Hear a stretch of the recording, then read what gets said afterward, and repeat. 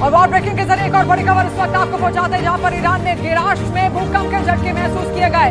4.3 की तीव्रता का भूकंप यहां पर महसूस किया गया है। आप देखिए भूकंप के झटके भी ईरान में अब महसूस किए जाने लगे हैं। देखिए भयंकर तबाही होती है जब भी कोई बम वहां पर गिरता है, और ऐसे में खास तौर पर सबसे ज्यादा असर क्लाइमेट चेंजेस, इसके अलावा धरती पर भी महसूस होता है। धरती की टेक्टोनिक प्लेट्स पर इसका सीधा असर पहुंच सकता है। और अभी फिलहाल जो खबर सामने आ रही है वो ये कि 4.3 की तीव्रता का भूकंप गिरोश में ईरान में देखा गया।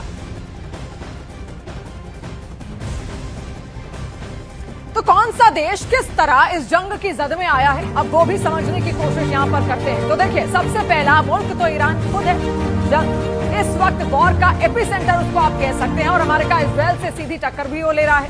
दूसरा जो देश है वो है इजराइल, जिसने ईरान पर सबसे पहला वार किया था, और अमेरिका की मदद से ईरान पर अभी भी ताबड़तोड़ हमले जारी हैं। इस जंग का असल प्लानर अमेरिका है, जो फिलहाल ऑल आउट के मूड में नजर आ रहा है, और मकसद ईरान के परमाणु ठिकानों के खिलाफ निर्णायक जंग, जिसमें खमेनी के खात्मे के साथ एक कामयाबी जरूर उसको यहां पर हाथ लगी है। तो आपने देखा है 3 देश आज सबसे प्रमुख है। सबसे पहला है इसमें ईरान से बार बार कहा गया कि न्यूक्लियर हथियार मत बनाओ, बैलिस्टिक मिसाइलें मत बनाओ, लेकिन ईरान मानने को तैयार नहीं था। ये इसका नतीजा ये हुआ कि इजराइल गुस्से में आया, अमेरिका गुस्से में आया। उनको ऐसा लगा कि कहीं ना कहीं ये हम पर हमला कर सकता है, इसलिए बातचीत की भी बहुत सारी कोशिशें यहां पर करती गई, अमेरिका की ओर से भी और इजराइल की ओर से भी, लेकिन बातचीत सफल नहीं होती है। अब आप देखिए इराक में अमेरिकी बेस पर हमले को अंजाम देने वाले विद्रोही ग्रुप का एक वीडियो भी सामने आया।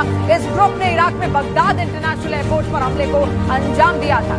ये वीडियो आप यहां पर देखिए। अब कई सारे वीडियोस निकल कर सामने आ रहे हैं जो प्लानिंग के तहत यहां पर किए गए। कई बार वीडियोस देखिए, युद्ध का जब हालात होता है तो उसको जानबूझकर भी लॉन्च किया जाता है, और ऐसे